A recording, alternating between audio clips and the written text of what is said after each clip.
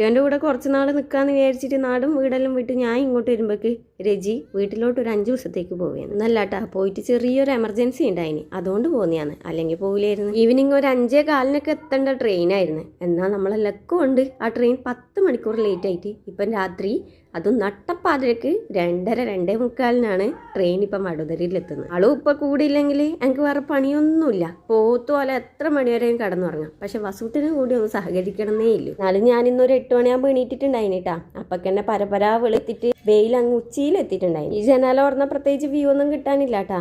ബാക്കിലില്ലേ ആ ഒരു പാർക്കും പിന്നെ 1-2 മൈലിനെ കണ്ടാലും ആയി. എനിക്കും ഞാൻ എണീക്കൂലായിരുന്നു. പക്ഷെ 8 മണിക്കായില്ല. കാരണം ഇതായിരുന്നു.